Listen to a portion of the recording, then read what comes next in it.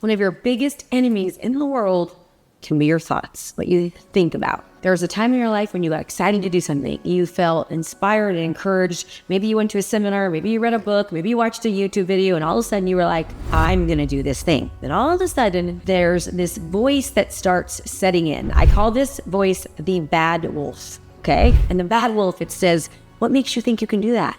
You remember when you tried that thing and it didn't work? Remember when you invested and you failed miserably? Remember when you started something you didn't finish? Remember when? All of the bad things. That is the bad wolf. That's the enemy in your thoughts. That you have to recognize that enemy in your thoughts is actually a part of your brain called the amygdala, what I'll get into in a minute. That's the enemy in your thoughts that keeps you broke. It keeps you stagnant, it keeps you still, it keeps you safe, it keeps you from achieving all the things that you want to achieve in your life. Again, it's the thoughts that we have. And here's the deal, it's not even you. It's not even you, it's like what you've been programmed to think about. It's what you've been conditioned to think about. So I want you to recognize that. I want you to start accessing the part of your brain that is the good wolf, okay? So there's actually this old wives' tale, and it was the story about this grandmother, and she was telling her grandson, we have two wolves that live inside of us. We've got the good wolves and we've got the bad wolves. And the good wolf is the part of your brain, your voice, your thoughts that tells you that you can achieve anything, you can have anything, you can be anything, you can do anything. It is time within you, grandson. And the grandson says, well, grandmother, which wolf wins? And she says, the one that you feed. So my question to you is, are you going to feed the good wolf, the part of your brain that says, you can do everything, you can have everything, you can do everything, you can be everything? Or are you going to feed the bad wolf? When I was writing the book, Stop, Step, and Switch, it was all about research studies, science, the brain. And I wrote it in a manner that makes it easy. And the reason I wrote the book, remember, was because personally, I've dealt with a lot of bad wolves in my life, a lot of bad negative thoughts based upon my childhood and, kind of where I've come from. So I've really learned I've got to train the good wolf to help me. And this has helped me more than anything. But understand, you've got the prefrontal cortex. That's the good wolf. That's the part of your brain that says, do more, have more, be more, want more. This part of your brain is like what literally gets you out of that comfort zone and says, do it.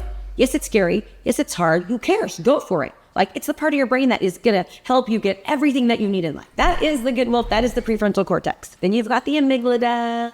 The amygdala is like this dark spider. It's the bad wolf that says, hey, stay there. Now, here's the thing. You have to understand this, that the amygdala is good for us. It was built as a part of our life when we back in the caveman days. It was a defense mechanism to make sure that when a saber-toothed tiger came after you, that you ran.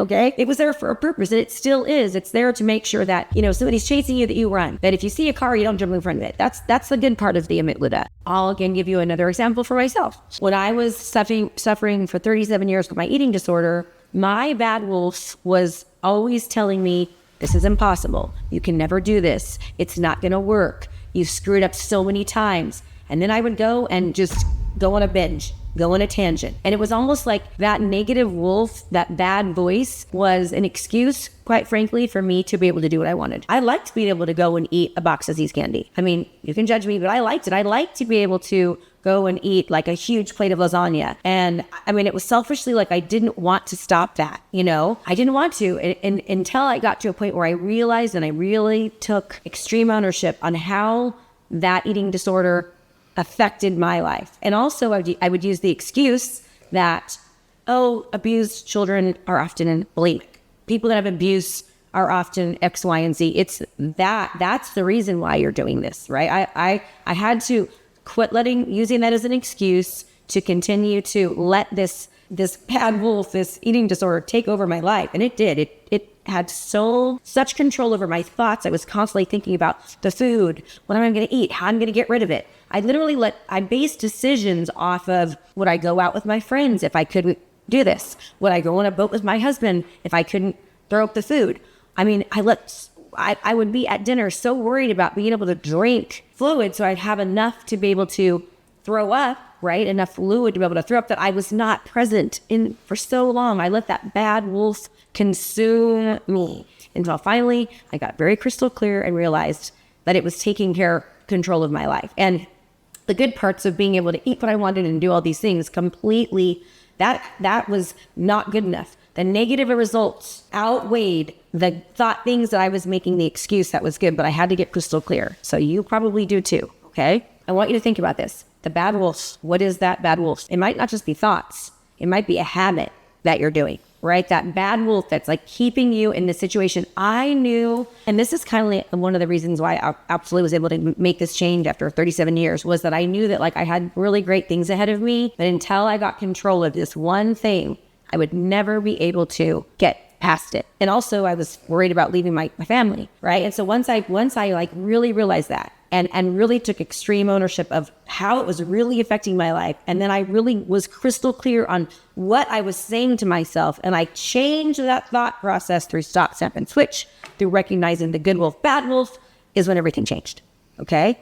So what is your bad wolf? What's your good wolf? What's the thing you've been dealing with? And just based upon these different videos that we've learned, we learned about stop, step, and switch earlier. We learned about thrive in earlier videos. How can you utilize the stop, step, and switch and the thrive to help you enhance the good wolf, to train the brain, the prefrontal cortex, the good wolf in your brain, to help you become the hero in your life and in others?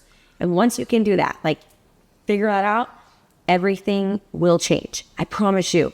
It's so much about what you're saying to yourself, how you feel about the things that you're saying. And those feelings create the action that create the life. I want you to train the good wolf to like eat up the bad wolf, right? That's the whole idea of this. So that's what we're doing today. And by the way, in the description in this video, I've got a free copy of an ebook, Stop, Snap, and Switch, a free audio that's in there for you to have.